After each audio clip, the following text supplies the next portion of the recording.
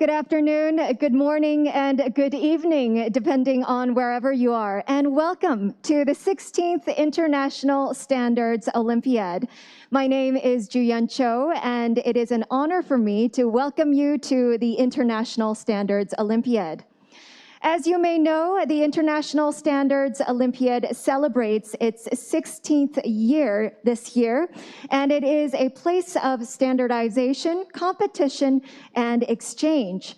It also supports middle and high school students all over the world to broaden their awareness of standards and also to become future talents in the standardization field. The International Standards Olympiad, where students gather from around the world, is a place where they can solve standardization tasks on their own, and it's also an exciting learning site. So I believe that a lot of you have been waiting for this very moment. So now, ladies and gentlemen, students, let us begin the opening ceremony for the 16th International Standards Olympiad. Thank you very much for your participation. So for today's opening ceremony, we have some guests who are here with us on site. First and foremost, we have Administrator Sang-Hoon Lee of the Korea Agency for Technology and Standards. Thank you very much. We also have Chairman Myung-Soo Kang of the Korea Standards Association, which is also the host organization. Thank you very much. And next, we also have Professor Seung-bin Moon of Sejong University, who is the chairman of the judging committee. Thank you. So thank you, gentlemen. And of course, on the screen next to me now, or on the backside, my friends who have all advanced to this year's International Standards Olympiad Finals are having the opening ceremony all together. So if you can hear me, please wave and say hello to your peers as well as the gentlemen here. Please wave. Thank you. Say hello. Thank you very much. Yes, the International Standards Olympiad this year is being held as a non-face-to-face competition, which means that it is a virtual online conference this year, as well as last year due to the spread of COVID-19. However, it seems that the heat and passion is hotter than ever before. So now let's take a moment to discuss a little bit with some of our guests who are next to me right now, who have been the busiest in preparing for the Olympiad. First of all, Administrator Lee, thank you for your participation. So please say hello to our finalists. Hi, this is Sang-Hoon Lee, the administrator of CAT. CAT means Korean Agency for Technology and Standard. Nice to meet you all. It would have been great if we were together in Korea, where I am. It's a pity to meet you only through a video like this, but I'm still very happy and excited to see you, all of them. Thank you very much. Yes, definitely. It is a pity that we could not invite everyone to Korea to see them face to face, but still, thanks to technology, we are having this an online event. So, Administrator Lee, what outcome do you expect from this year's Olympiad?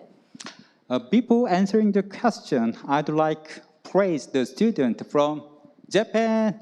Japan, where is Japan? Raise your hand. Thank you, thank Japan? you. And Singapore. Singapore, please wave. Oh, there is China.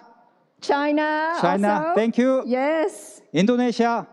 And Indonesia. Indonesia. Oh, there is. Yes, we see them. Kenya.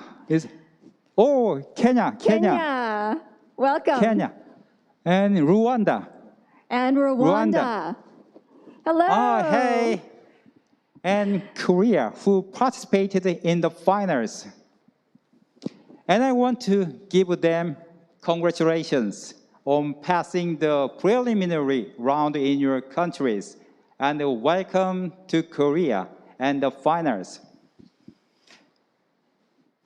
I'd like to express our sincere thanks to Seung-bin Moon, Professor of Sejong University. He will serve the chairman of the judge committee. And Ms. Ike Permatasari from IEC. Mr. Anson Chia from ISO.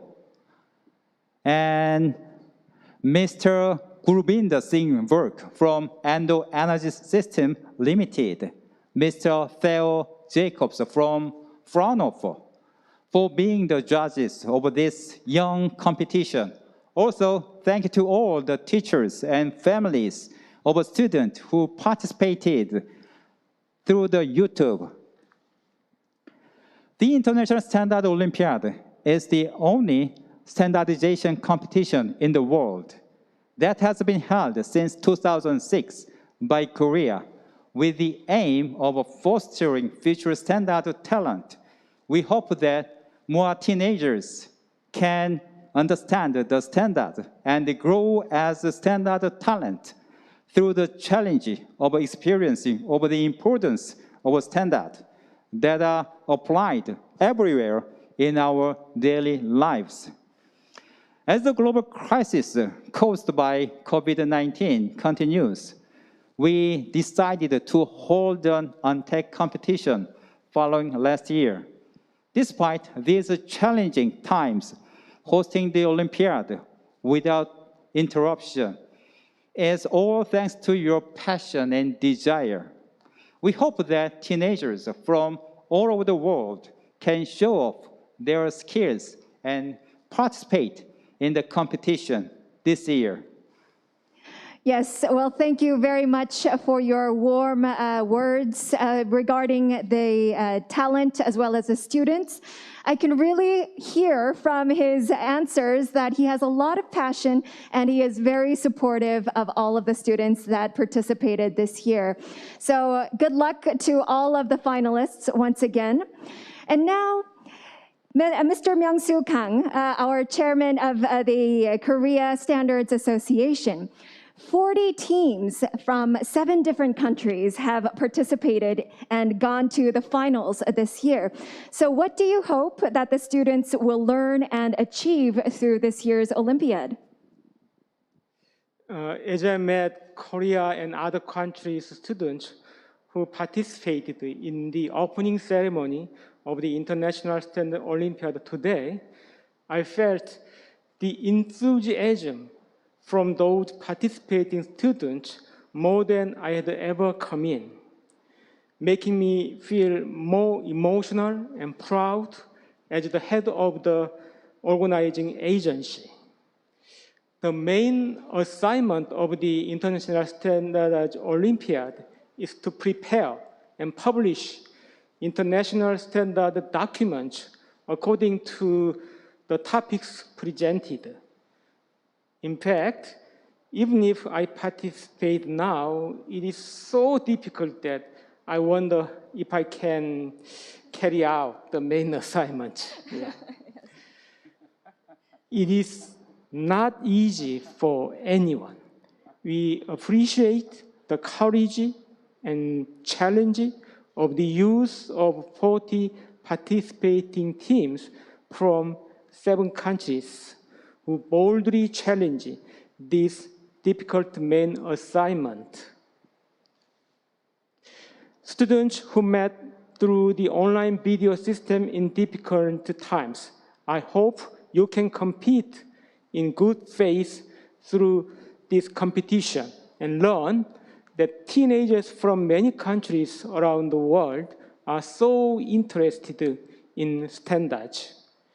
Also, I hope you can keep your current experience for a long time and use the standards again one day, whether it's engineering, medicine, or humanities. I sincerely wish all of you to grow into standard talent in the future. Lastly, I hope that all students who participated in this year's Olympiad will have a good experience and receive a good award.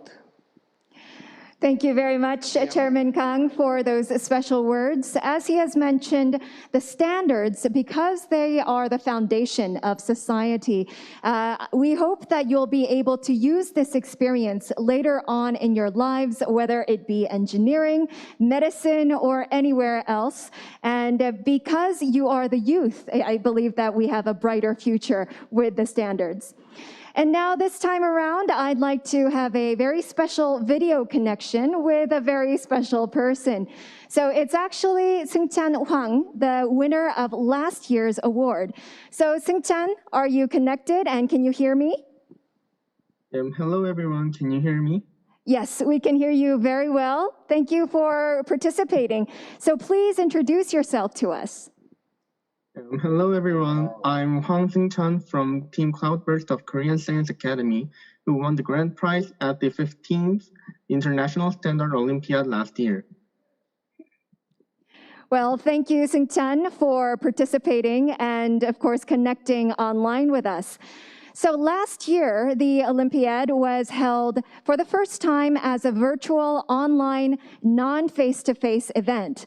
So I'm sure that some of the participating students were quite nervous. So can you tell us a little bit about your experience? Yeah, because of COVID-19 pandemic, I had to participate in this Olympiad in a non-face-to-face method. It is true that the time for conducting the final assignment was tight, but because it was non-face-to-face, I was less nervous. I was able to participate in the Olympiad without any major problems because the Olympiad Secretariat and the tutor did a great job assisting us to make our progress. Yes, well, maybe because you were in the comfort of your own home, you were a little bit less nervous. I hope that that is also supporting some of the talents and students who are participating in this year's Olympiad. And one more question. Since it's a non-face-to-face competition, is there anything that you can provide some tips for? Do you need to be careful about some areas? Well, since it is conducted in a non-face-to-face manner, time management seems to be the most important.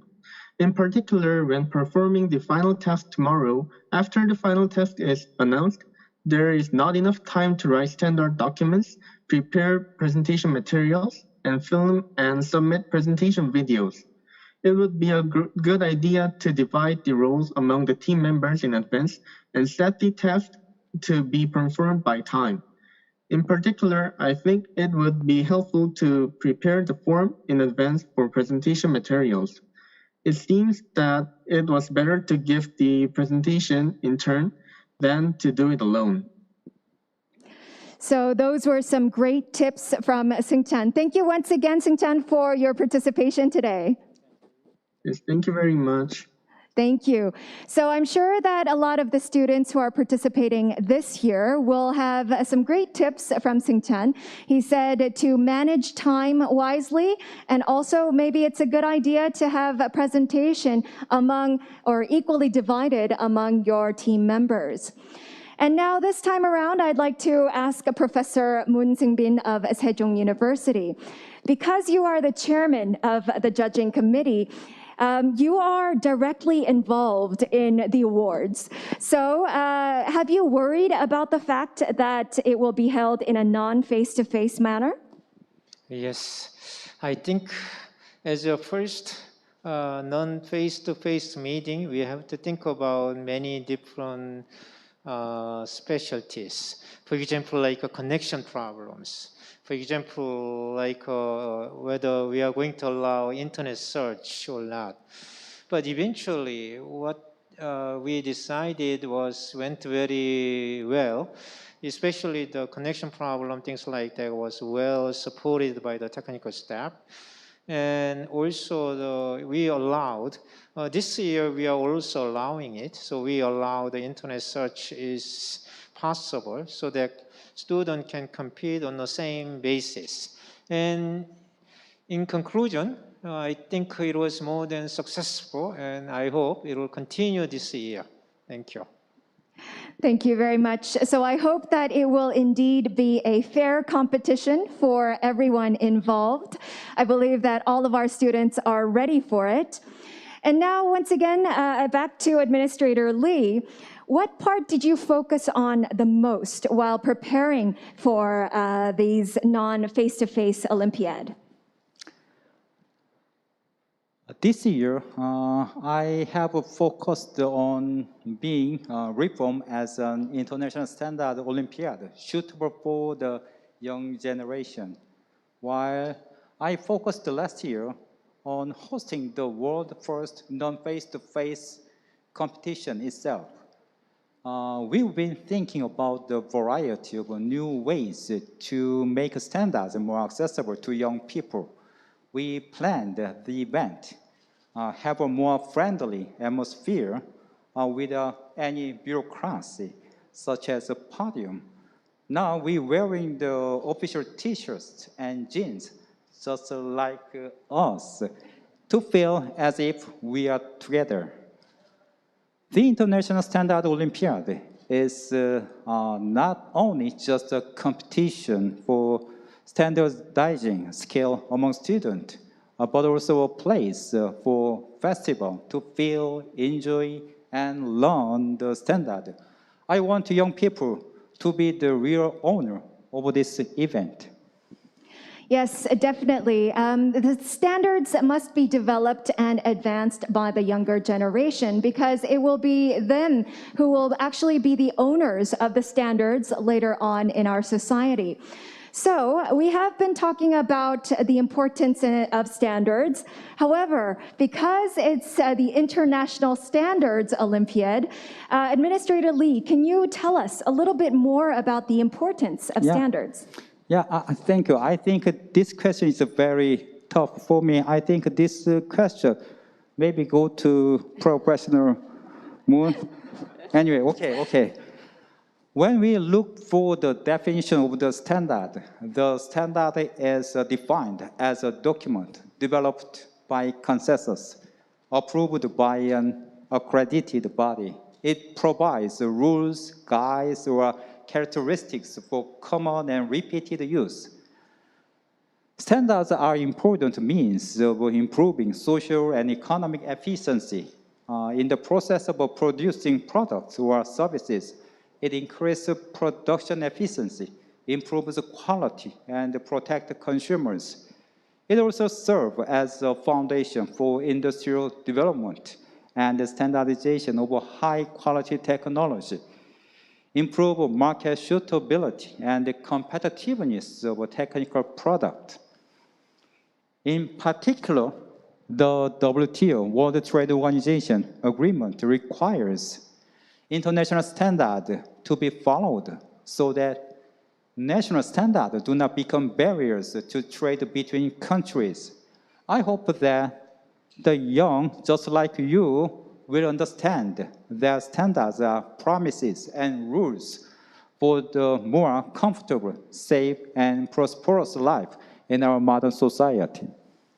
Yes, definitely. He mentioned the definition of standards, but I guess in simpler terms, it is rules, guidelines, and a promise between people that is also recognized by the government or these agencies. I was impressed with the fact that he mentioned that it's a promise between all of the people in the modern society. It is truly a foundation for our lives, and we all live by observing, using, and of course enjoying all the benefits without even knowing about it. And now, Chairman Kang, only preliminary rounds for each country have been held, and now the finals start today. So compared to last year, what kind of competition do you expect for this year? First of all, the clothes we wear are different from last year. Definitely. Yes. We're all wearing the same T-shirts and same jeans, yes. As Administrator Sang-hoon Lee mentioned earlier, it has become a more casual Olympiad to meet the students' eye level. However, looking at the participating student teams, this Olympiad seems to be more competitive.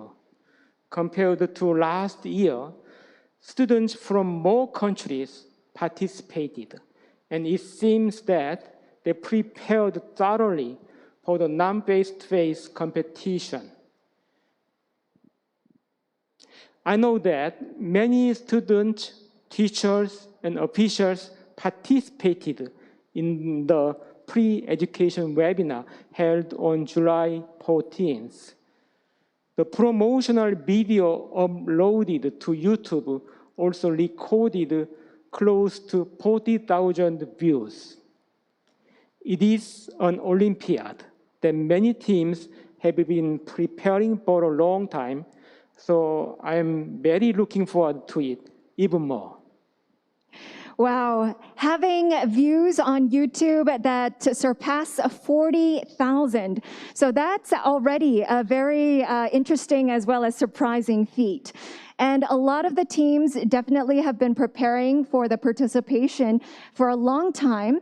So, Chairman of the jury, Professor Moon, I'd like to ask you one more question. The finalists are all watching this video right now. So can you say one thing, or can you give them some tips as the jury chairperson? It's not easy to give you a single advice, but 40 teams must have been prepared this event for a number of months at least. And I think most important thing is not only the result, but also the process to achieve the result. So I would like to congratulate all of you. You already achieved some of the knowledge required to write the standard. And I hope everybody is successful so that the winners and everybody will be blessed in the last day. Thank you. Well, thank you very much. We've listened to our three gentlemen as well as Seung-chan, the winner of last year's Olympiad. I hope that it has provided a little bit of a tip for you while preparing for the finals that will go on starting today.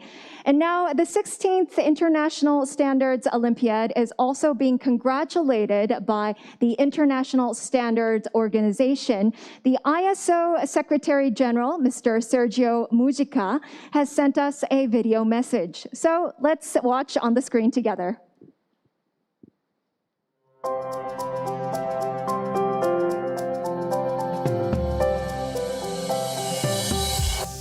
Hello.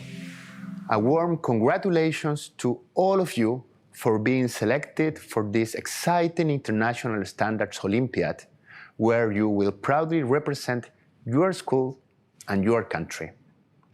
ISO is the International Organization for Standardization. ISO standards are made when experts from all over the world, selected by ISO national members, come together to create and agree on a common set of requirements or specifications. For example, when you watch high-definition cable TV or videos on your mobile phone, this is thanks to ISO standards. This technology is possible because there are ISO standards that detail the codes and processes required. In fact, it is so revolutionary that the team of ISO experts that developed these standards have twice won an Emmy Award from the US Television Academy. The standards are also part of your everyday life. Sporting equipment, toys and games, buildings, transport, banking, all are based on standards. Most importantly, standards keep us safe.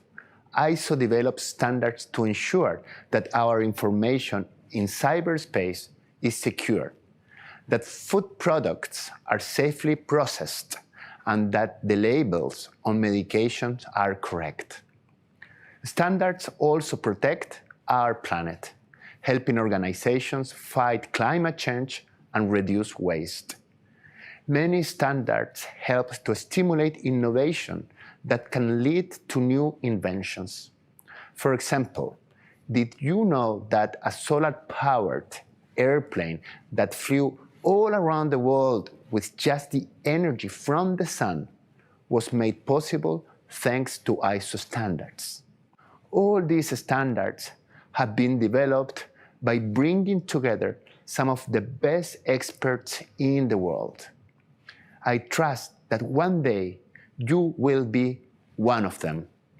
I would like to take this opportunity to warmly congratulate our South Korean members, the Korean Agency for Technology and Standards, for organizing this successful International Standards Olympiad, and to all of you for being part of it. I am sure that you are all very well prepared and full of passion and team spirit. I wish you the best of luck for this competition, and I hope that you will be inspired to continue creating your dreams with standards. Thank you very much.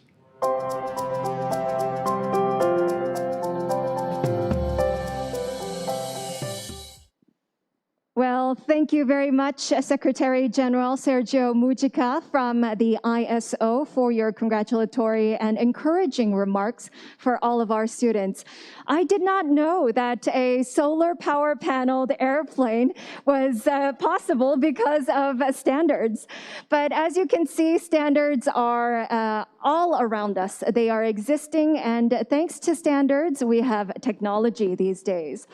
And now to congratulate us once again, we have the congratulatory remarks from the General Secretary, Mr. Philippe Metzger from the IEC, who has also sent us a video. Let's take a look together. Hello, boys and girls. I know you are impatient to compete in the 16th International Standards Olympiad, and the IEC is excited to support you.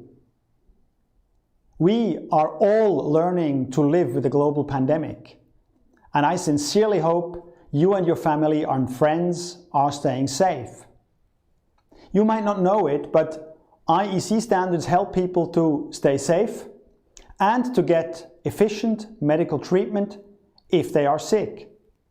IEC standards are used to build the machines in laboratories that test for COVID-19 and the electronic thermometers that measure if you have a fever.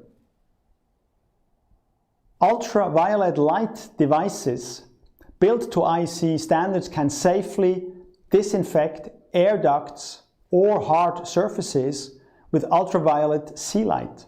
When people get sick and have to go to the hospital, many of the machines that are used for diagnosis, surveillance or treatment are built to IEC standards. They were applied to the intensive care monitoring system that displays heartbeat and oxygen levels, in the MRI and X-ray machine, and the ventilator that allows people to breathe oxygen. If you become an engineer one day, you will use IEC standards to develop interesting products that make people's lives safer or more fun. Maybe you will even help improve international standards together with other engineers from all around the world. I wish you a lot of fun and success at the 16th International Standards Olympiad.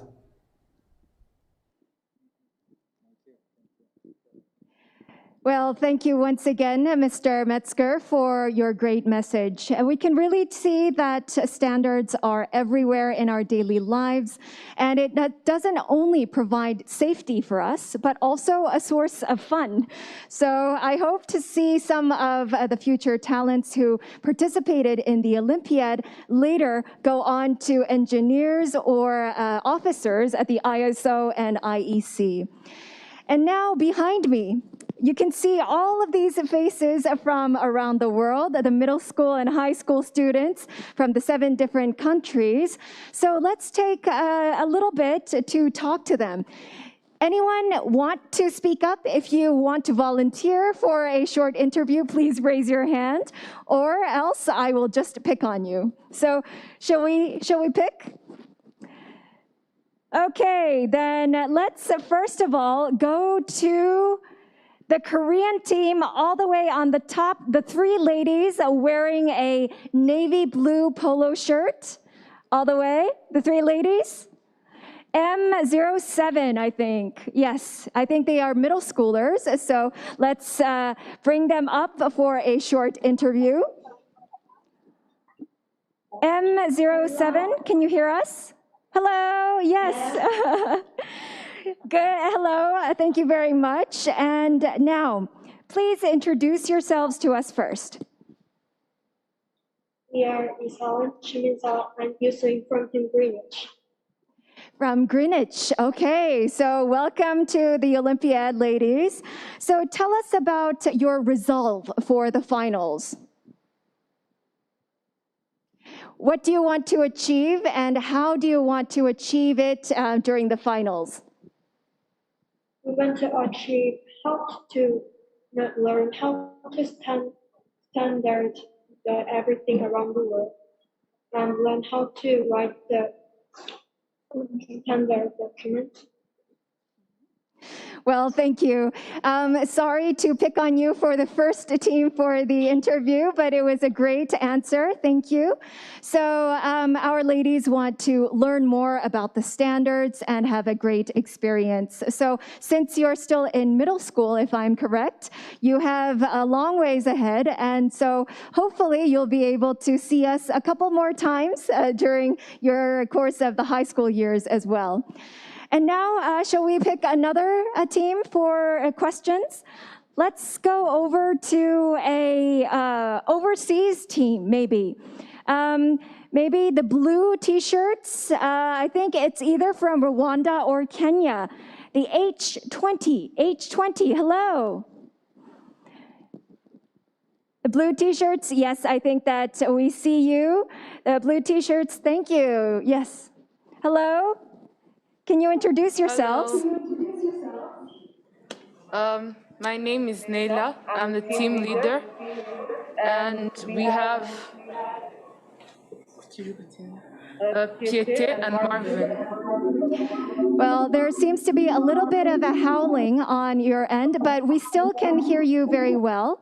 If you have other electronic devices with the speakers on, please turn them off and we will get a clearer sound. And here is my question to you then. So how did you prepare for this Olympiad? Tell us about the process. Well,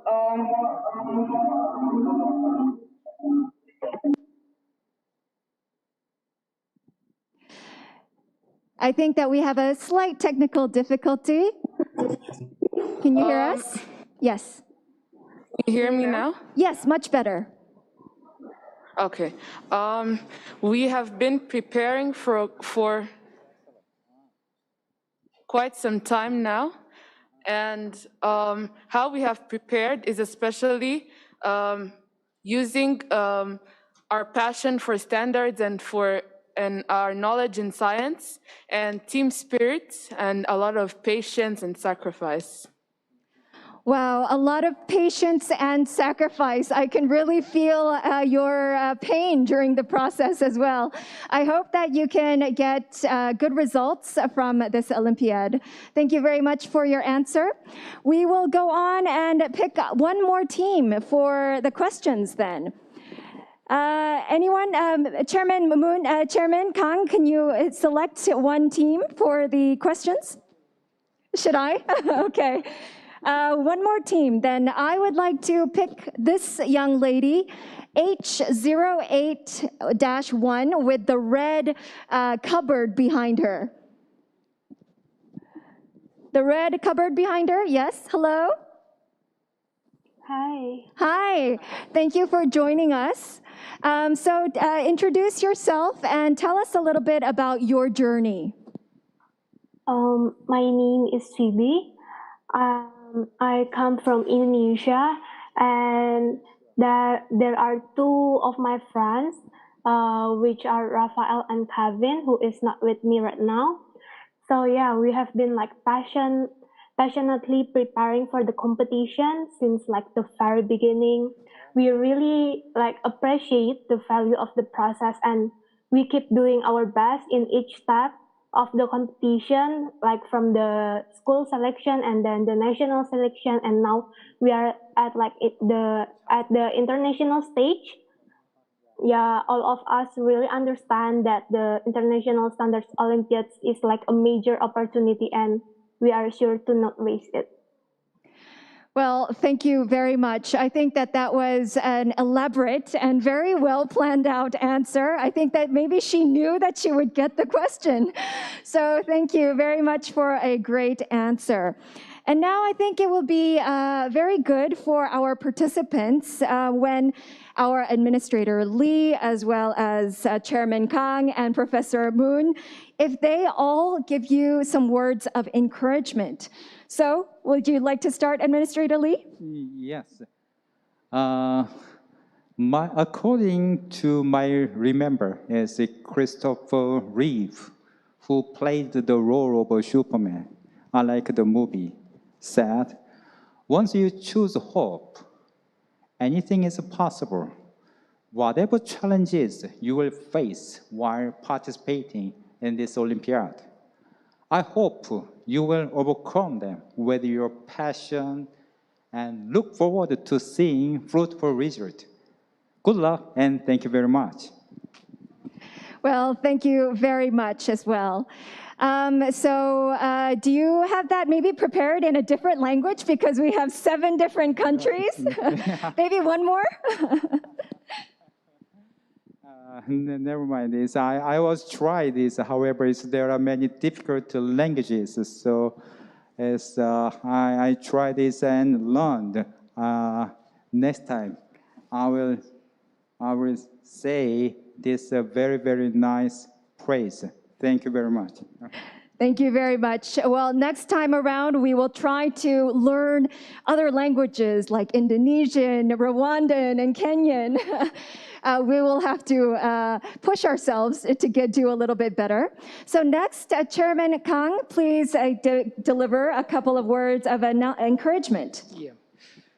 Please do your best until the end so that the students and advisors who have been preparing for a long time can shine. Yes, please do shine. And last but not least, Professor Moon, please give them a few words of encouragement. Yeah, as I said before, you are already spent a lot of time in learning this writing international standard. I think this experience will be continuing until all over your life. And that's a blessing itself. And I hope everybody is successful again in the competition. Thank you. Thank you very much. And one last comment from our previous winner, Seung-chan Hwang. If you're still online, please deliver a couple of words for this year's participants. I hope you all get the good result on this competition, and everybody good luck. Thank you. I think that that's all they needed. Good luck, everyone. But in Korea, there is one slogan that we say all together when we are rooting for each other or when we are in a competition. It's fighting. It's not literally fighting with each other, but actually the fighting spirit for us to challenge ourselves. So I think that it would be good for us all together to shout out the fighting slogan. So I will count 1, 2, 3, and everyone on the cameras, please hold up your fists like this, like me, and say fighting on 3, okay? Now I will count. 1, 2, 3. Fighting! Fighting! Oh, everyone is very good. And everyone, I hope that we can get it on screen. So everyone fighting. One more time. Let's try one more time so that we can get everyone to do the same. So it's actually holding up your fist like this and saying fighting. The Koreans will know it. And so our friends from other countries, one more time, I will count. 1, 2, 3. Fighting! Very good. Thank you very much. Please give them a big round of applause. Thank you very much. And now we're watching the opening ceremony and part one of the 16th International Standards Olympiad. We will take a very short break and come back with part two of the opening ceremony. So please don't go far. Just take a short break and we will be back soon. Thank you very much. 고생하셨습니다. 迎风细雨不是歌声那么远。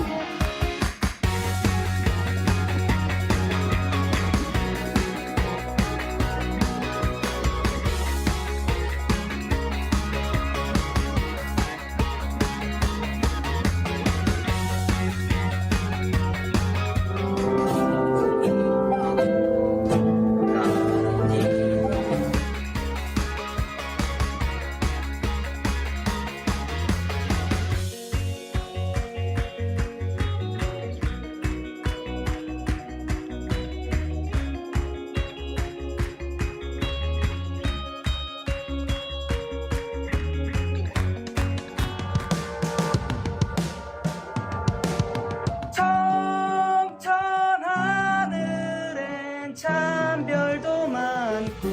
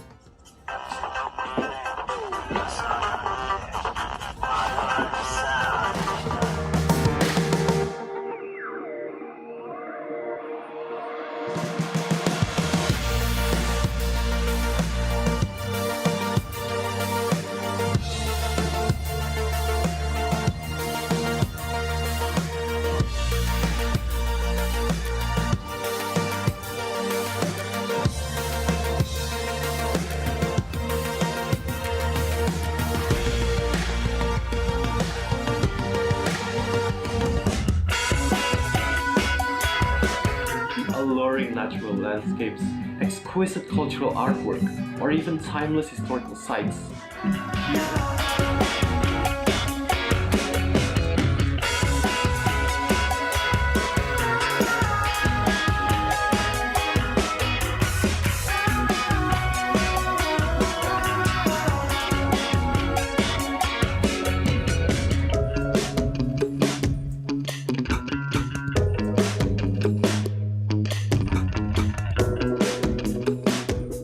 Tryna be your ex, so don't call me if you wait.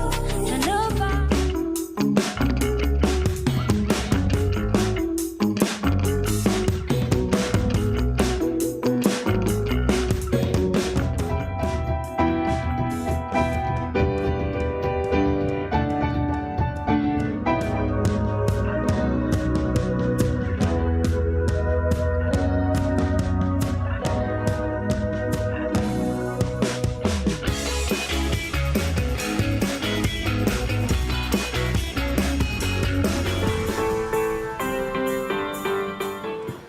As you can see, at first it is spoiled. Then I'm gonna have to start fixing it. It is quite...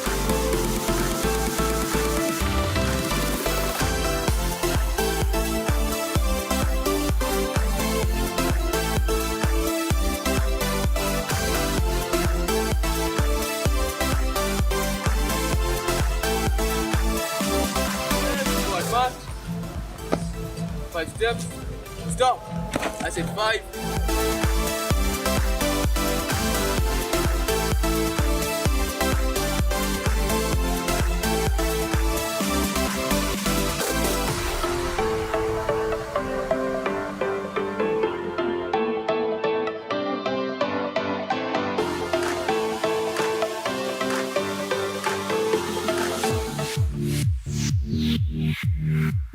Insects start their activities.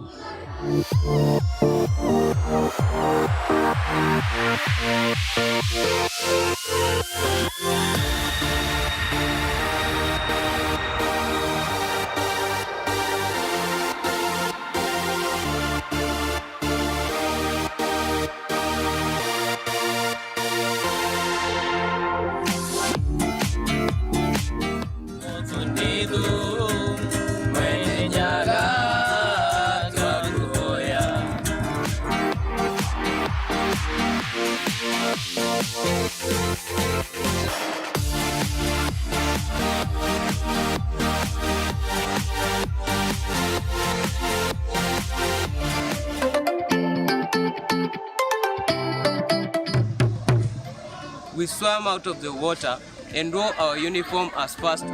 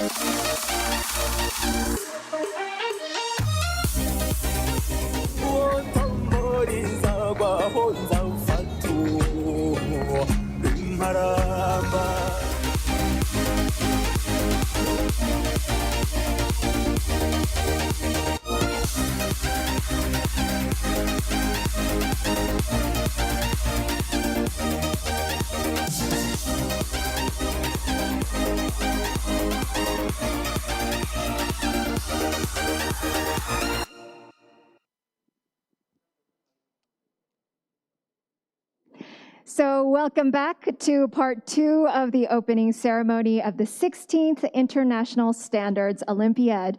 I hope that you enjoyed the short break and enjoyed also the videos of your peers all across the world. I especially loved the dance moves and the traditional clothing of everyone who participated. So thank you once again for your videos. So in part 2, we have planned a keyword talk show, as well as a special lecture by Professor Chung-hyun Kim of Korea University. And we'll also be looking at some introduction videos of the 40 participating teams. And in the final order of part 2, we'll also have a sit down with Professor Moon of Sejong University and go through some of the judging processes and the frequently asked questions by our participants. So please do join us until the very end. And now the 40 teams that advanced into the finals have sent us the films and the introduction videos full of individuality, personality, and character. So we will divide each of the 10 teams into 4 groups for the middle school as well as the high school students and watch all together. I'm already very curious about all of our participants for this year.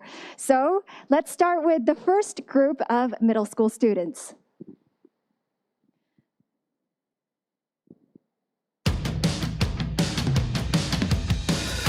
하나, 둘, 셋, 파이팅!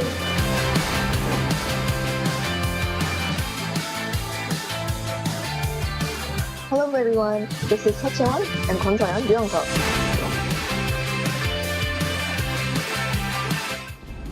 주연, 김보루, 박원준, 원스팀 파이팅!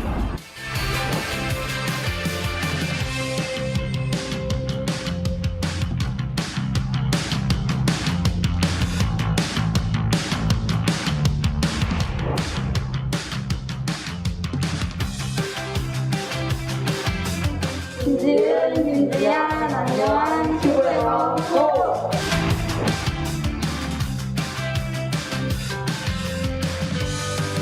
안녕하세요. 저희는 팀 블리버리입니다.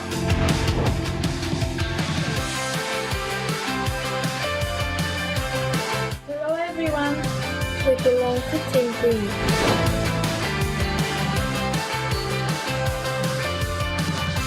Hi, we are SST.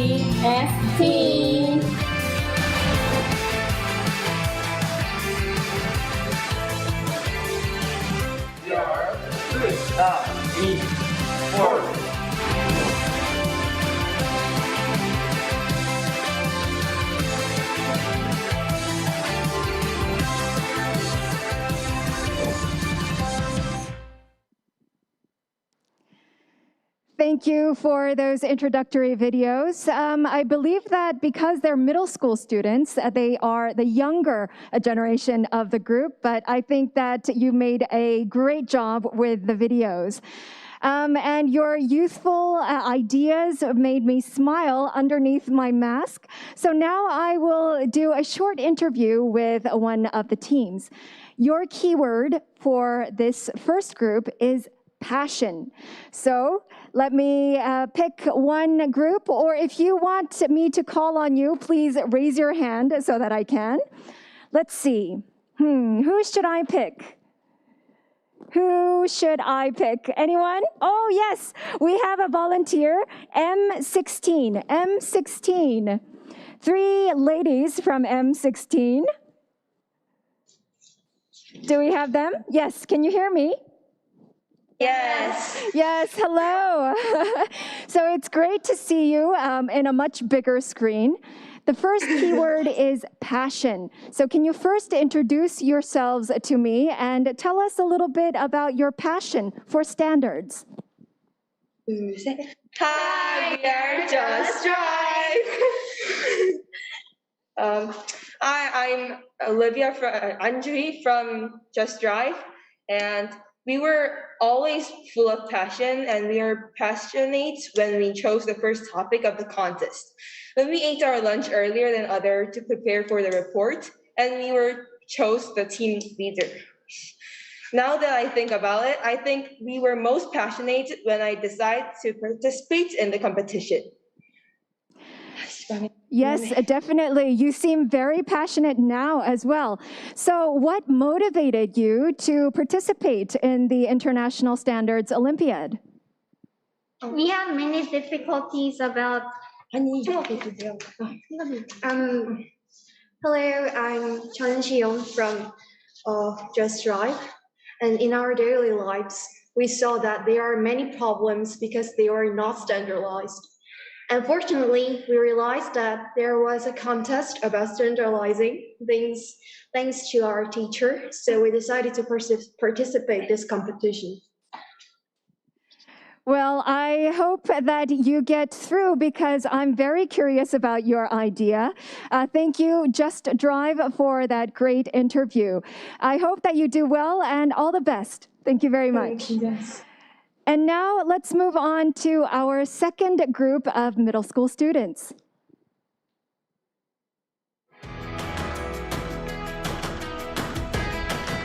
We consist of 3 people, Hong Kim, Sun Woo-yu, and Song Tae-kong.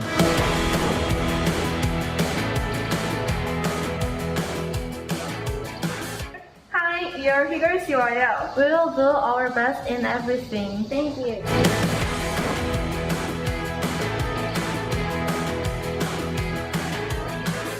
I'm Esther Lutumbi. Hi, I'm Angela Mwende. And I am the group leader, and together we are Jabari Jewel.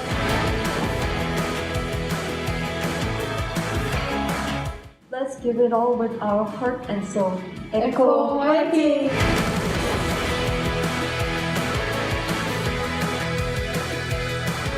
We will be the team which can give the impression to the jury.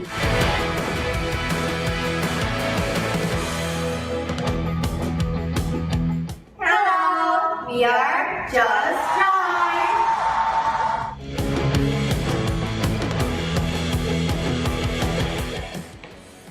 Agency, you're representing Rwanda.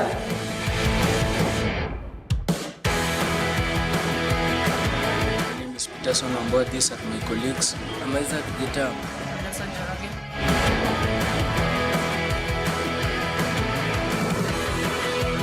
After this contest, we wish that we can get more knowledge about many standards and their effects.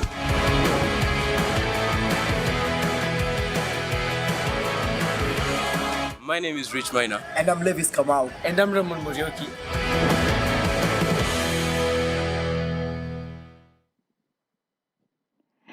Thank you very much. And it was also another great round of talent as well as great videos.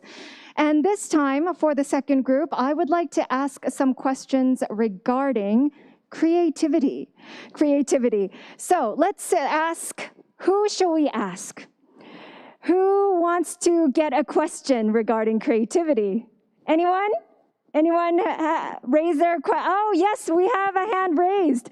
H05, H05, H05, yes. Hello. Hello. Yes, H05. Can you introduce your team to us, please? Our team name is Jingomdari.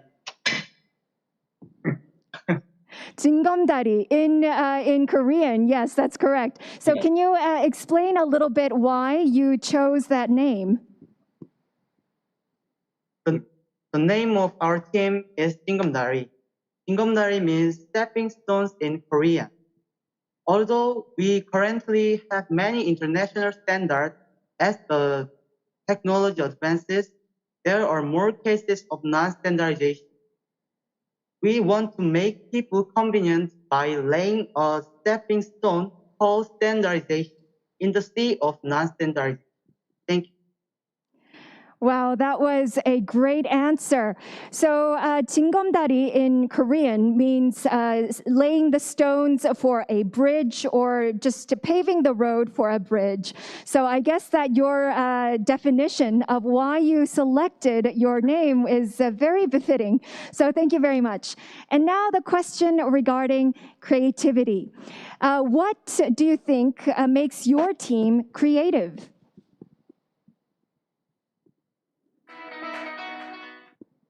So if we have the team once again, H07, are you still online with us?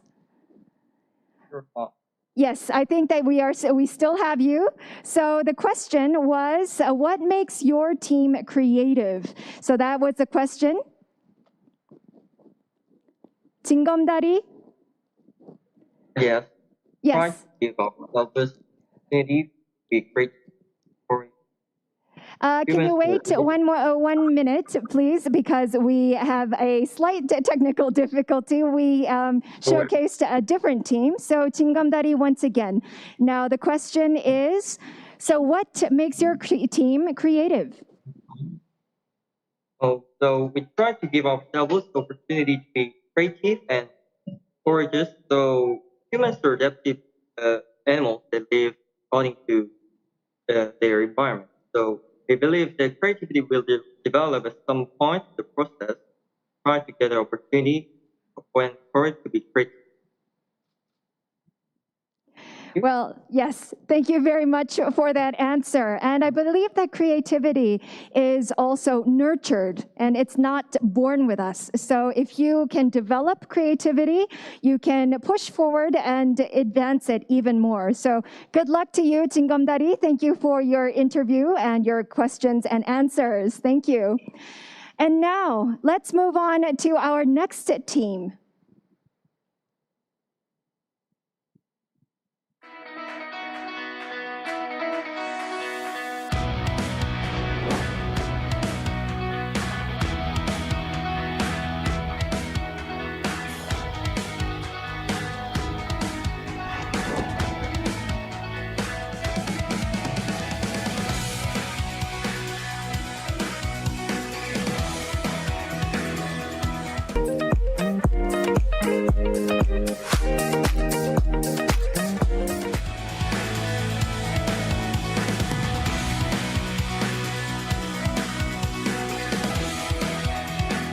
better cubes. Building a better future with standards, cube by cube.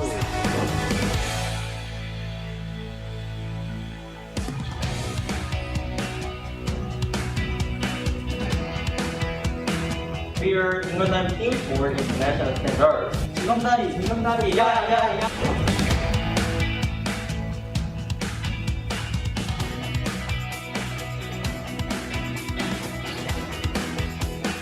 Team Triple E from Singapore. Fighting!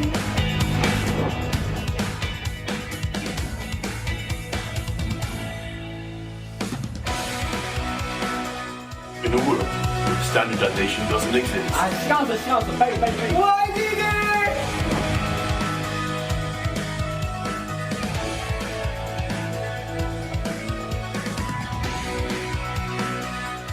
Luminous!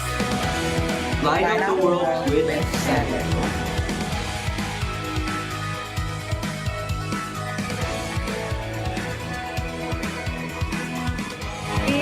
With all our effort.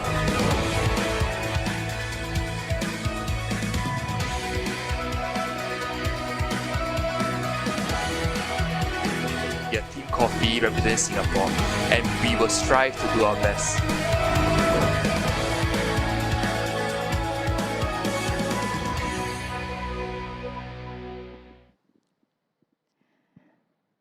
Well, another round of talented individuals sending in their introduction videos. Thank you for your time and effort. I have now a question with the keyword of challenge. And I already know which team that I want to ask because their introductory video was quite memorable. So grape cubes, are you there? Grape cubes? Can you hold up your hand so that I can see you? Grape cubes? Yes, H04, H04. H04 grape cubes. So hello. Greetings. Greetings. Yes, hello. Please introduce why you selected this name, Grape Cubes. Let me introduce myself and my friends here. So my name is Axel, this is Kalista, and this is Hans, and we're from Indonesia. So our group name is Grape Cubes. There's not really a deeper meaning within that name, but when we decided to make the theme sound or the motivating speech, I guess you could say, we related the cubes part of the Grape Cubes and thought that, when we build standards and we build new things for the future, we need to do them step by step. Or some people say them cube by cube or bricks by bricks. So we just kind of related that to our name, something like that. Well, that's a great answer, but advancing the standards cube by cube or step by step, that's why you selected the name Grape Cubes. So thank you very much. And now the topic is challenge. So I want to ask, what was the most challenging moment of when you were preparing for the Olympiad? So this is our first ever year and first ever time joining an international competition, especially about standardization, as it is not a common topic to become a competition. But we were motivated by the idea of learning new things, especially about technology and standards and how it is important to our lives. And well, that was the most challenging part because we didn't have much experience with it, but we decided to study it together, learn about new things, ask about other people that are more experienced. And yeah, that was the most challenging part, but we tried our best to overcome it. Well, good for you and kudos for that because you actually passed the preliminaries and you're at the finals. So congratulations. One last question on challenge. So what is your ultimate goal or challenge for this competition? So our ultimate goal, it is without a doubt that I'm sure everyone here is also trying to reach to be the winners of this competition. But ultimately, I think it is also very important for us to learn that this is a brand new experience that we might not find anywhere else. So learning new things, especially about technology, and learning about each other and friends and other people from other nations with all of the cultured and diverse people I see here. I think that's the ultimate goal and the most important part of joining this Olympiad. Thank you very much. That's a great attitude to have, and best of luck to Grape Cubes. And now, last but not least, let's look at the introductory videos of the final 10 teams.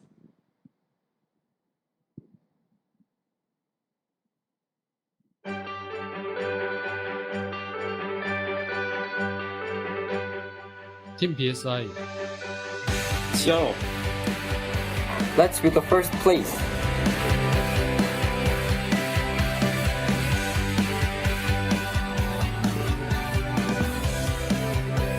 Hello, we are the Spartans from Thika High School representing Kenya. My name is Peter Ngure. I am Joram Morira.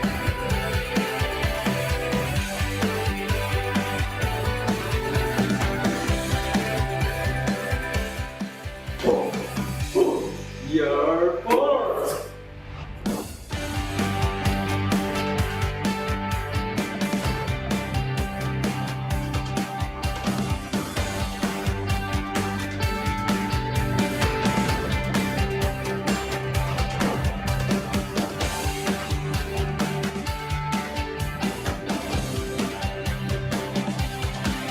We are Singmin Lee, Kian Kim, And then Son. from Chongqing International Academy, and we are breaking. Good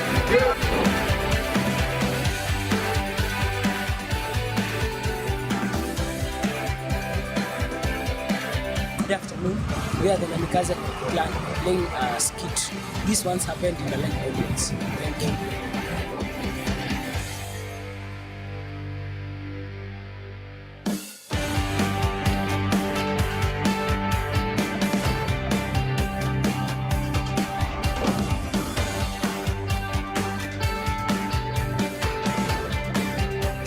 Hi, my name is Clinton Omondi. Hello, my name is Donella Mukami. My name is Austin Minor. Team Farasi representing Kenya.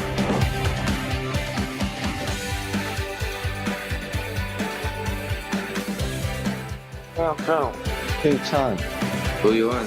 Team Funkwabi, Tongiwa, Goa, Kenya.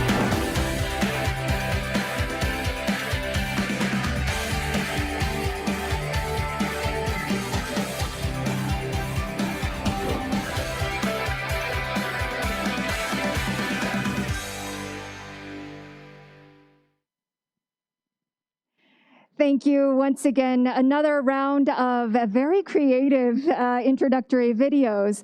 I had a question for the team from Kenya, in fact. So Farasi, if that's the right way to pronounce it. Farasi, if you're here, please hold up your hands so that I can ask you. Farasi? Yes, do we have you online? Team Farasi, please hold up your hand so that we can find you. Yes, I think that we can hear you, but we don't know where you are. So please hold up your hand, Team Kenya, Farasi. They're not seeing us. Okay, do we have them online? Yes, we do. I think that we have found them. So please raise your hand so that we can see you. Yes, there we go. Hello. Hello. Please introduce yourself to us. My name is Clinton Omondi. She's Donella. I think that there is a little bit of a howling, so can you please turn off all of the other speakers on the devices around you and just use one device with the speaker?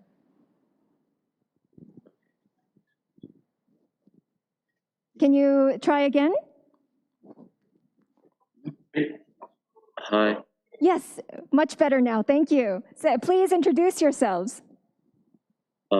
My name is Clinton Omondi. She is Donella Mukami, and he is Austin Gashoka, the group leader. Thank you for participating, and the best of luck. This time, the keyword is teamwork. So, under the theme of teamwork, what do you think makes your team the best with the teamwork? What makes our team the best in teamwork is because we understand each other, our strengths, our weaknesses, our likes and dislikes. So we know how to coexist with one another. We listen to each other, and each of us is an active participant. Well, that's a great answer. I think the best type of teamwork is like working like a puzzle. So fitting all of your different characters and personalities all together. And it's exactly what you described. So lastly, what do you wish to achieve? What's your ultimate goal in this competition? Our ultimate goal is to learn something new and actually just win the competition. That's correct. I think that was quite an honest remark to win the competition. So the best of luck to you, and I hope to see you in the closing ceremony as well. So thank you once again to all of the teams that participated in our short keyword talk and interview.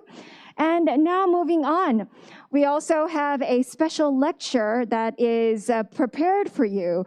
And this time we'll have Professor Chung-hyun Kim of Korea University. He's also a working group convener for the ISO. And he will be delivering a special lecture under the topic of metaverse, AI, and standards. I have great expectations for his lecture. So, ladies and gentlemen, please welcome Professor Kim on the screen with a big round of applause. Hello, can everybody hear me, I hope? Thank you for the kind introduction. I'm excited to be here and to be able to address you guys. It's an honor for me too. I'm going to give you a maybe 20-minute talk. It's titled Metaverse, AI, and Standards. Standards are everywhere, I guess, but I guess I chose these two other topics, Metaverse and AI, because I guess these two things are kind of becoming important, perhaps. They appear a lot in the media these days. So, you know, maybe it's an interesting topic to relate to the standards. Okay, so let me get to the talk right away. Actually, I should move to, I'm sorry, I should share the screen. I forgot to do that. Okay, so I'm going to move to the slideshow mode. So hopefully everybody can see my slide as well. Yes, we can. Thank you very much, Professor. Okay. Okay. So I think one of the luminaries talked about what standards are already, but let me go over them anyway again. Standards are distilled wisdom of people with expertise in certain fields. I guess it's like, you know, a mutual agreement among people, right, for whatever domain we have. And why do we care about standards? Because we like to have what's called interoperability, okay? And what is interoperability? We want something, okay, whatever it is, to be operated and understood in the hands of others, right? Because we don't live alone, right? We live in a world with, you know, nearly 200 nations. How many people? 50 billion people? I forgot. Anyway, and this interoperability is going to help this whatever thing, pertaining thing, to proliferate and be used widely by lots of people, okay? And also, with standards, we can avoid reinventing the wheel, okay? Wheel is like mature, right? There's no significant improvement we can really make to a wheel, right? So, but we don't want to reinvent it every time we want to use it. Okay, so I think this goes same with other technologies or whatever. Okay, so anyway, the standards is important, and they exist in different forms and at different levels. So, for example, it can exist as data format or semantics. Semantics means what the data means. Okay, so if you say apple, right? To me, apple means something, right?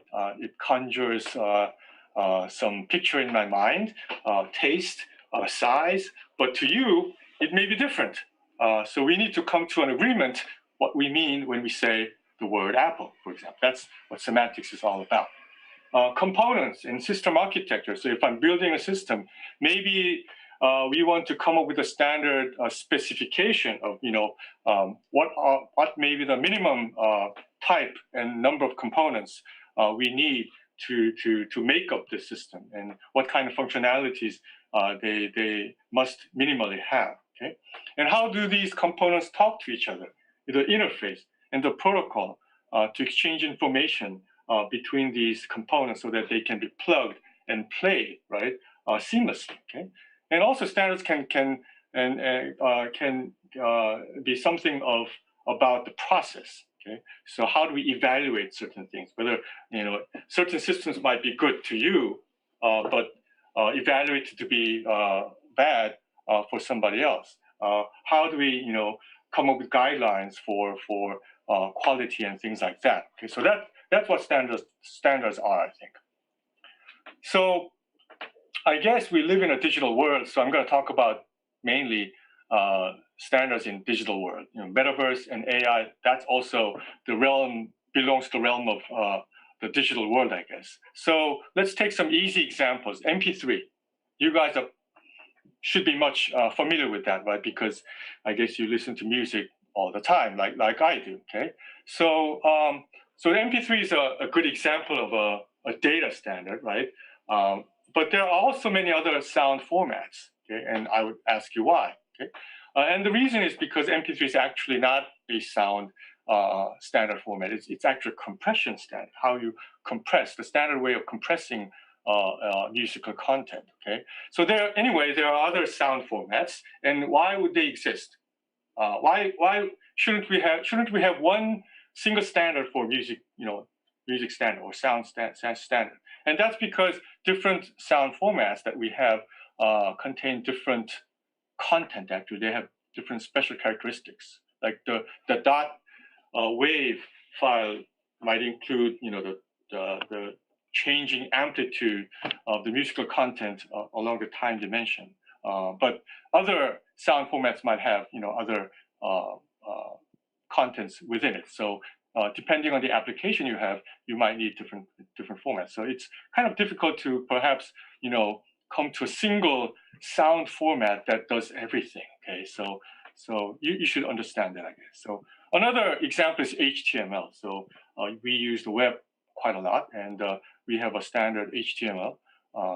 It's a markup language standard for putting out multimedia web documents on the browser. Okay? So that's another good example of a data standard. Interface standard, right? I don't know if you have heard of this, but there's something called TCP/IP. This is a sort of a protocol we adhere to when we exchange data on the internet. So if I want to send the data from one end to another on the internet, there is a strict protocol. I send the data, and then the other guy sends acknowledgement, and then the other guy sends acknowledgement to the acknowledgement, and then this can go on, right, forever. So we have to stop at some point. And anyway, once you follow this TCP/IP protocol, then we know how to finish off a data exchange. Okay, so that's and one thing I want to point out is the strategy is like this. With the standards, right, we want to have, let's say, one standard content format, okay, be it HTML, MP3, or whatever. And then these standard content format, for example, can be run on many different platforms or browsers or players or hardware, okay? And this is very good because then the customers, like me, can choose. I can choose to use Opera or Chrome or Safari, depending on how good they are, or depending on the computers I use. We have many different MP3 players as well, and you would choose them according to your preference or whatever features they offer, right? So once you have the minimum standard, then the rest is taken care of by the service providers who could use these standard contents. Okay? So that's another advantage of having the standards. I happen to be a computer scientist, so I like to talk about computer systems, I guess. So in computer systems, many of you might have had an opportunity to maybe do coding, to develop a complicated or simple software. Okay? And standards are extremely important in software development. Okay? Actually, software is really composed of these what we call abstraction layers. So at the top, we have the application. On the bottom, you have the computer itself. And in between, you have these colored layers. Okay, so maybe you might code or develop an MP3 player on your own. Okay, using some programming language like C, Python, or JavaScript or whatever. Okay, why don't we have one single programming language, standard programming language? That would be a good question. In any case, you would use this language to program and develop a high-level MP3 player or software, and then they get translated down to what we call machine code, and then the machine code will get interpreted by the hardware and run on the computer. Okay, so you have these layers, and that means between the layers they have to talk to each other, and in order for that to happen, you have to have standards, you have to have protocols, and so on. So the standards and this agreement of formats are very important in computing systems as well. Okay. So I give you a bunch of examples of what the standards are and what some good examples. Okay. Now I thought you might be curious about how standards are created in the first place. What's the standardization process? I guess I can tell you a little bit about it because like I said in the beginning, I do work with the ISO. So first of all, there are these notable standards developing organizations, okay, and they exist at different levels. The national level, like ISO, who's supporting this very event. ISO is International Standards Organization. Okay, so many different countries come together and they discuss, and then they derive new standards, and so on and so on. But there are other organizations who come together in the industry. So the companies might get together, like Samsung, Google, Microsoft, and then they might talk to each other to come to some agreement about certain things. Okay, and individuals can also participate in these organizations, and different organizations will tend to specialize in certain different fields of standards. Like Kronos is a name of our organization, and they are devoted to creating standards for the computer graphics. Okay.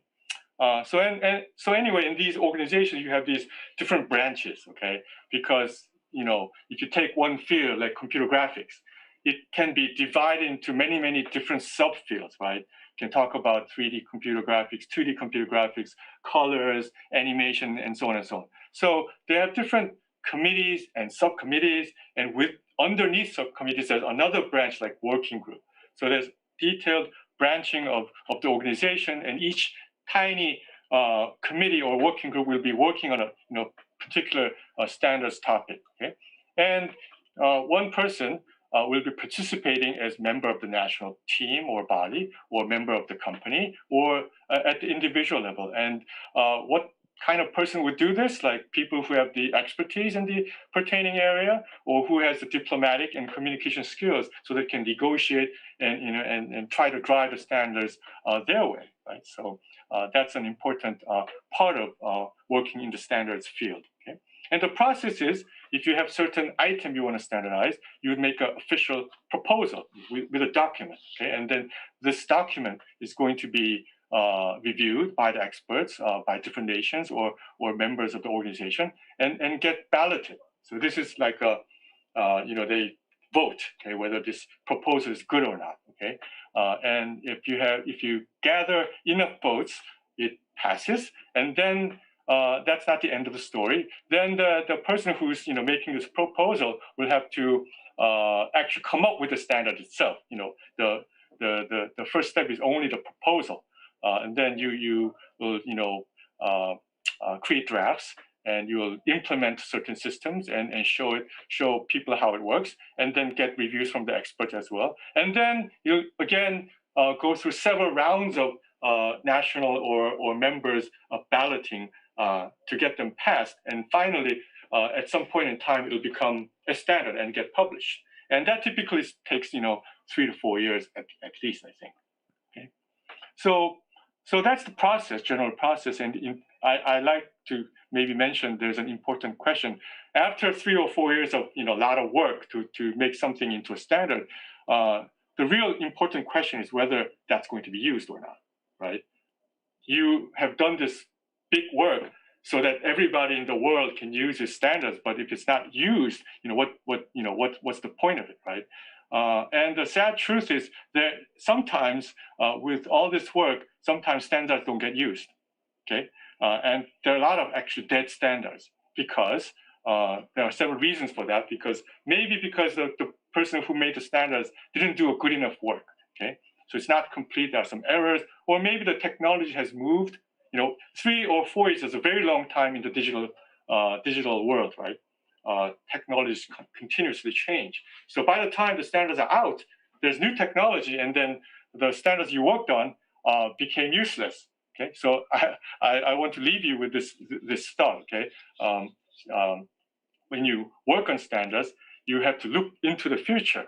Okay, so it's kind of difficult because standards also the things that you standardize also has to be somewhat mature, like a wheel, which is not going to get much improvement because it's already mature. Okay, if there's a really big room for change, then maybe it shouldn't be standardized. That's what I'm trying to say.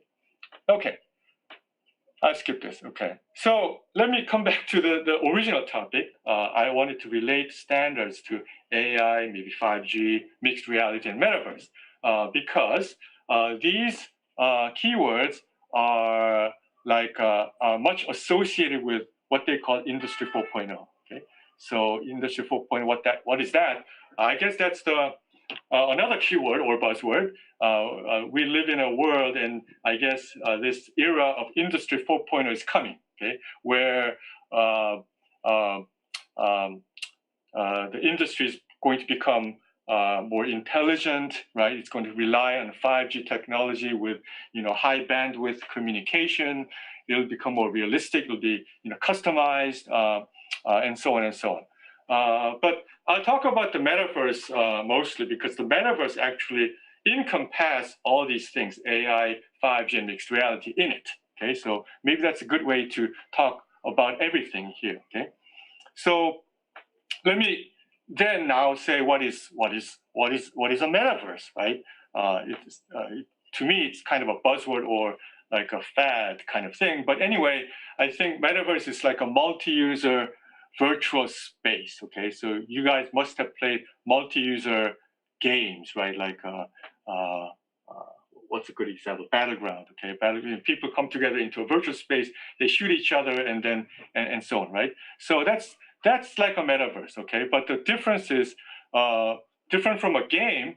In a metaverse, it's targeted for common consumers. Maybe it's not really a game. People do daily activities in the metaverse. Okay, and another difference is the metaverse is kind of has an association with the real world, right? So if you have a store in the real world or your house, right, you can recreate that in the metaverse and do interesting things. Let's say. Okay? So it's kind of what we call a mirrored world, right? Whatever you have in the real world, like a store or yourself, right? Recreate it in the metaverse as an avatar. Okay? It has active economy, so you can buy things and sell things and so on, and that means you might need some kind of a form of a cyber currency, and then that brings about security issues. Okay, and also metaverse is becoming more like VR and AR-ish. So instead of using the metaverse, like playing this multi-use virtual space on the desktop, you would put on the headset and then do this immersively from the first-person point of view. Okay, and things are becoming intelligent as well, because all these entities that have these activities in the metaverse, they can be controlled manually by yourself, but you are so busy, right? And you have you have all these different worlds where you like to be a member of and have activities in, and you're going to manifest yourself with different characters. So you have to control, like, your representation in the metaverse is not just one. You have like 10 different yourself in different worlds. So how can you control 10 different avatars at the same time? You can't. So you're going to rely on this AI module to emulate yourself and emulate your intelligence. Okay.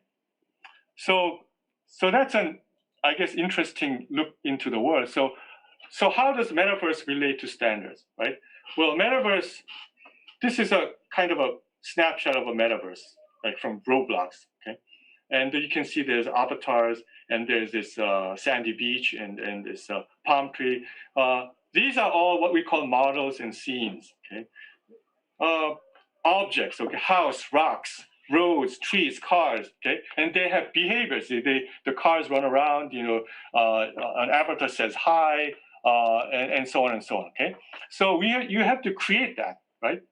It doesn't pop up, magically from thin air. You have to make it, and you want to create your own world. You want to create your own scene. You want to create your own avatar. How do we do all this, right? Is there a standard interface? And this little kid is going to use this thing called Roblox Studio to create this character and import that or export that into the scene. Okay. So the question is, will it be possible to create these things, okay, like the models, the objects, the scenes, hopefully just once, okay, and be able to use that somewhere else, right? That's a standards issue, right? I create a character in Roblox. Can I use it somewhere else without, me creating it again, reinventing the wheel? I don't want to do that, right? So the question is, will my models, right, be compatible and interoperable among different platforms? Currently, we don't have that, right? So that's a big problem to the industry, right? For this industry to bloom, we need this standard so that all these characters and little things you create can work everywhere, okay? So here, I just want to show you this video. And here, this is a sort of process of creating a character. So you can choose your character, okay, just by mouse clicks, but then use these photographs to mix it with the character and make the character look almost like you. Okay. So the output might be something like this. Okay. So very short video, and this is also illustrates the process of creating the scene. Okay. So you use this Roblox Studio to create these environments, okay? And then you have to code. You actually have to code to make it do something, okay? So if you're going to code and create these behaviors, right, what language do you use? Is that a standard? I don't know, okay? Currently, we don't have any standards, so that's a big problem. How about AI, okay? How do we make these avatars or objects in the metaverse show intelligence? How do we deploy AI in the metaverse? That's the question. Can I make my avatar understand Korean or other languages, or recognize my face or voice? How can I interface? I don't know if you know the TensorFlow. TensorFlow is one of the language we use to develop AI modules. Okay, can I take my TensorFlow code to Roblox and make it work? Okay, and the fundamental problem really is, how do we actually standardize the AI systems itself? Okay, so these days, I don't know if you've heard this, but there's this thing called deep neural network, which is a very popular AI model. But this AI model can actually be expressed, okay, in little terms, and hopefully it can.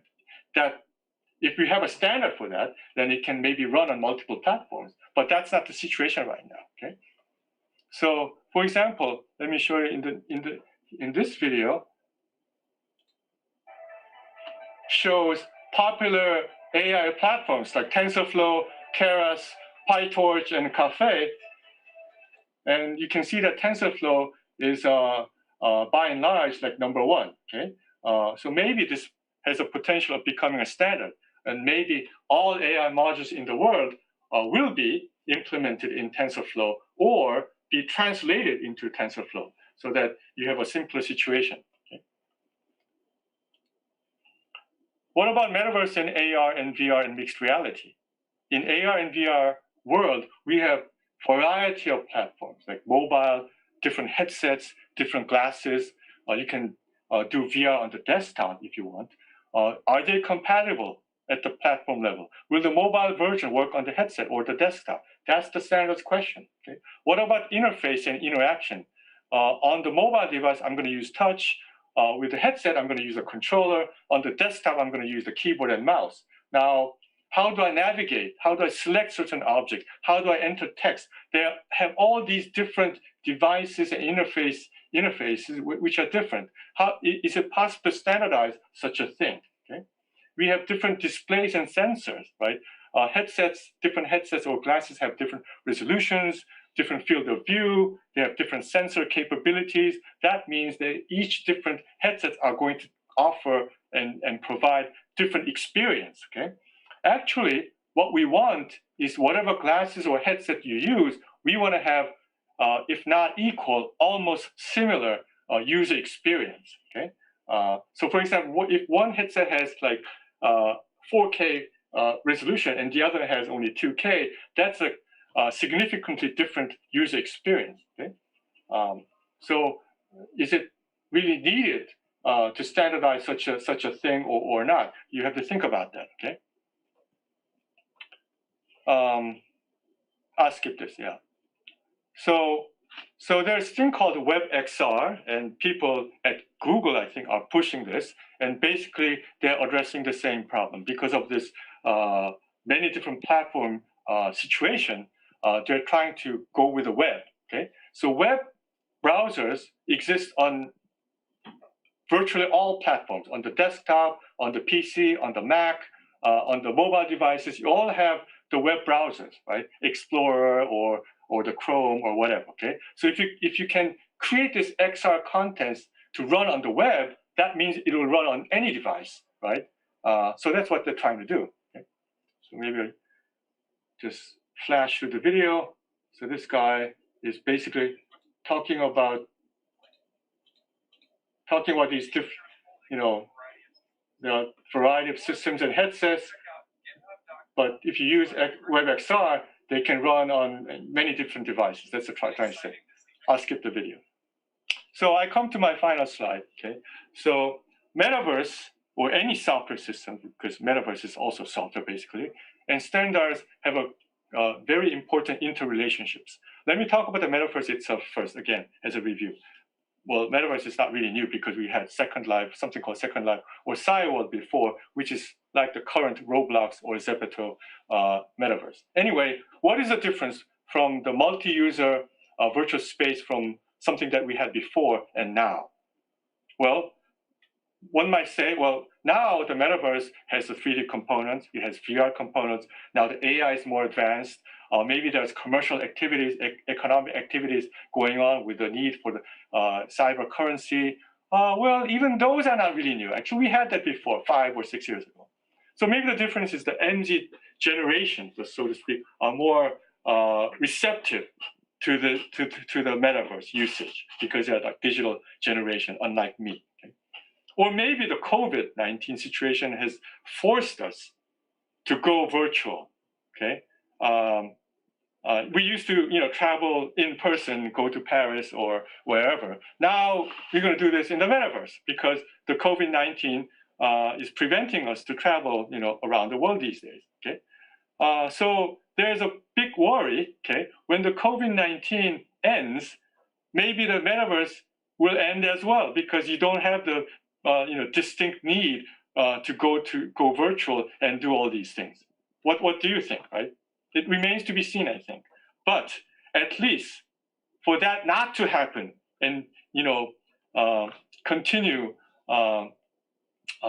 in this direction, like then one important strategy to pursue will be, again, come back to this one content and many platform strategy. Right? If you can make the metaverse platforms such that you have single standard content that can run on different multiple platforms, then it'll be much easier for people to continue to use the metaverse, even when the COVID-19 is over. So that's an important implication for the industry, okay? Right? And this goes same to any other digital or non-digital industry and how they create values, okay? And creating the values and business, right? And the convenience for the consumers and for the good of the people, then we come to a conclusion of how standards are going to play an important role here, okay? So, and also another aspect is these software and systems and products that we have are having increasing functionalities, right? Before we play like Pac-Man, right? Very simple game, okay? You just move the joystick and then eat food along the way, okay? Now this software has AI, it has XR, it has security issues, it uses 5G communication. You have to worry about the user interface and user experience. You have all these different components interacting together, and the complexity is so high, okay? And how do you manage this complexity? It's all about managing this complexity, making things as simple as possible.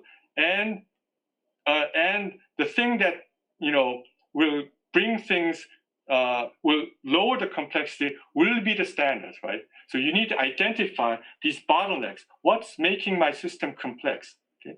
How can I lower the complex by the use of standards? That's the question you should be asking during this Olympiad and running your projects. Okay? So by that, I conclude my talk, and thank you very much.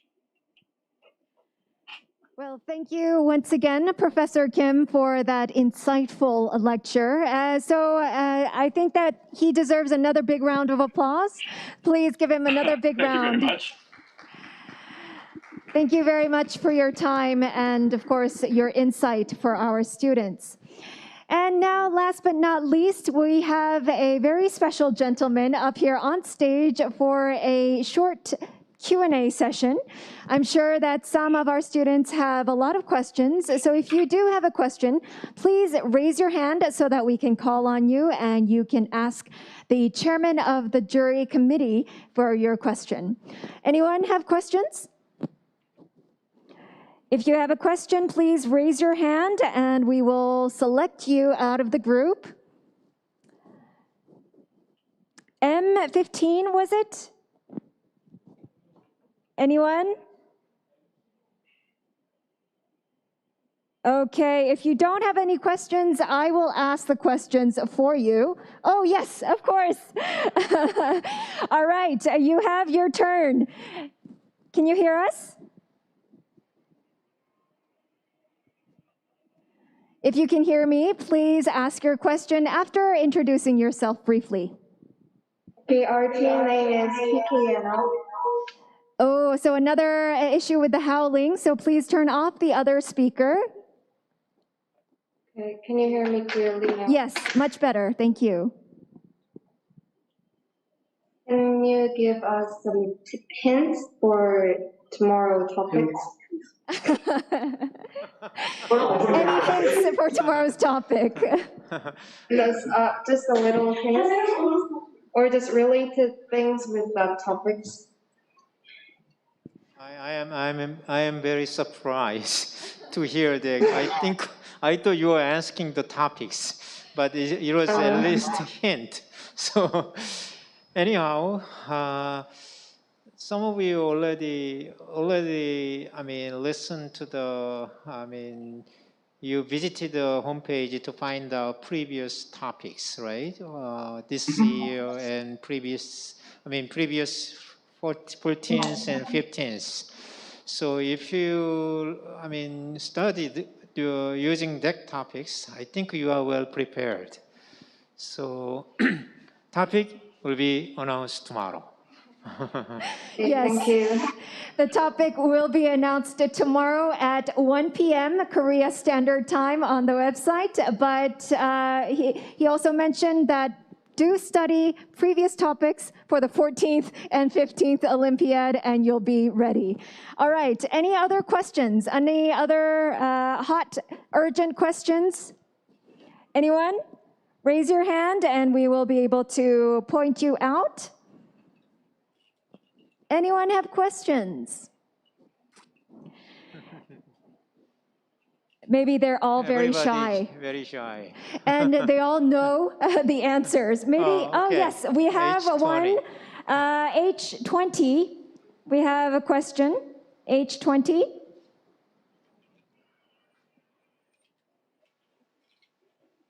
Yes, please go ahead. Yes. Okay, our question was, since you're allowed to use the internet, how will you know your resource is credible or not? Oh, that is very good question. So the question is, since everybody is allowed to use the internet, how we can make sure that this work is genuinely from each individual member? Yes. So that's why, first of all, most important thing is I think from the from each member's, sincerity, it will be very important. So every member already promised to not only, they do not rely on outside help, but you are definitely allowed to look at the material over the internet.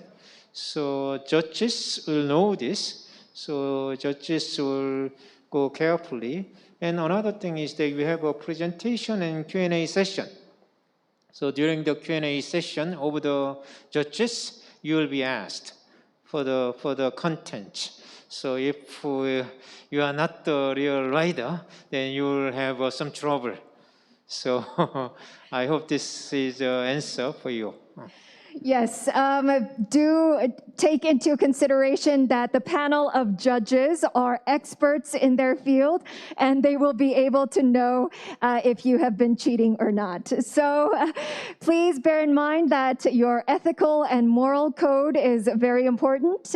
Do employ the different materials that are available.